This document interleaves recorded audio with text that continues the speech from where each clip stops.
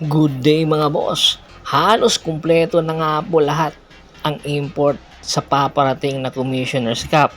Pero ang San Miguel Bearmen hindi pa po nakakakuha ng opisyal na import. Kinakailangan kasi maghanap ni Coach Leo Austria ng import na kung saan po pwede pong ipangtapat dito kay Bolbol. Si Bolbol po dumating na nung nakaraan linggo sa Pilipinas at nagsimula na nga pong nag-ensayo sa Tropang Giga. Kaya naman itong Tropang Giga ay handang-handa na nga po sa paparating na Commissioner's Cup. Etong San Miguel Bearmen, mayroon na po silang nakikita mga potensyal na magiging import. Sa katunayan po ay halos maklose na daw po ang deal. At isa po sa tinitingnan po na import ng San Miguel Bearmen ay itong si Christian Wood. Si Christian Wood ay halos maraming kupunan sa NBA ay napuntahan na po nito. 30 years old, ang height 6'8".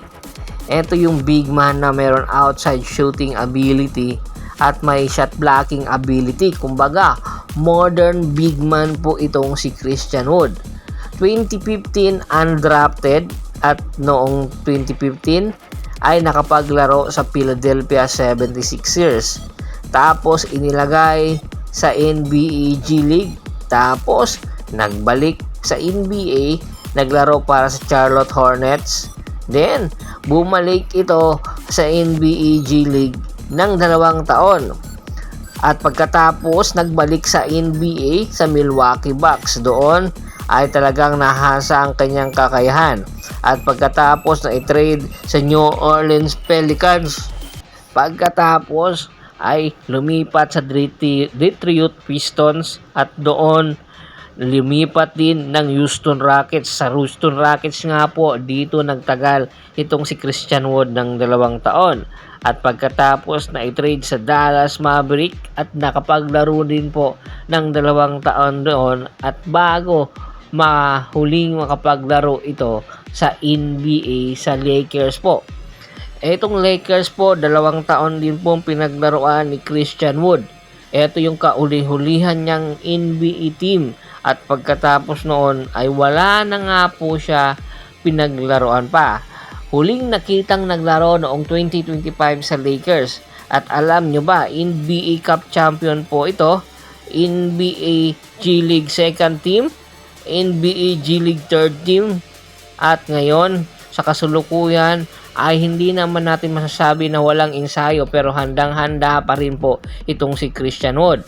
At isa pa po sa tinitingnan na posibilidad ng San Miguel Bearmen dahil nga kay Bolbol ay itong big man ng NBA na isang Slovenian national na nakapaglaro din sa Slovenian sa national team. Ito ay si Boban Marjanovic.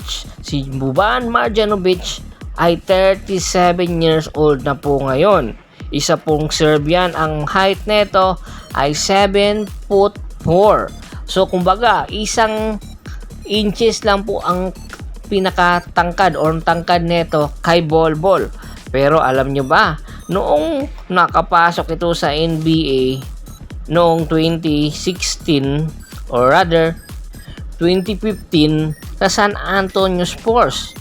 At pagkatapos ay inilipat ito ng San Antonio Spurs sa NBA G League. Nakitaan ang potensyal at naibalik ng Detroit Pistons noong 2016 hanggang 2018. At pagkatapos ay in-trade sa Los Angeles Clippers, na i-trade din sa Philadelphia 76ers at ang pinakamatagal niya ng 3 taon na pinaglaruan ay sa Dallas Mavericks na kung saan naging teammate nga niya si Luka na isa rin Slovenian national. Dito ang kanyang tandem ay maganda kaya naman tumagal ito at pagkatapos nun ay na-trade sa Houston Rockets at nagdalo ng 2 taon.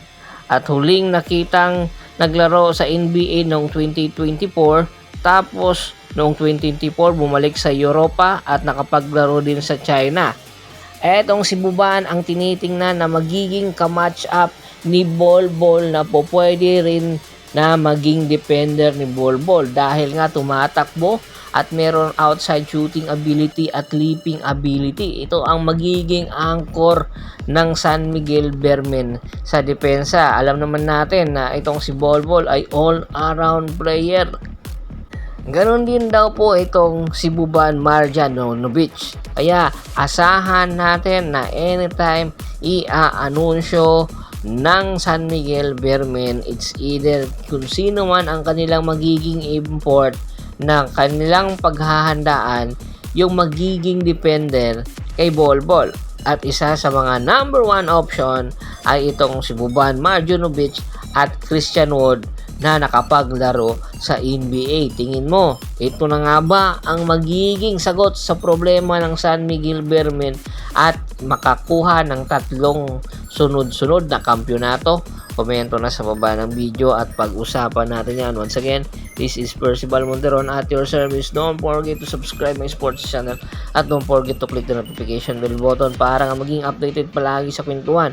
At bago pa natin tapusin ang ating kwentuhan, shoutout muna tayo sa ating mga solid na followers na lagi pong sumusuporta sa atin kay Kagawad Katsakin Udukusin ng Hagaonoy Bulacan, Anthony Lucky Alon at sa Lucky Alon family, John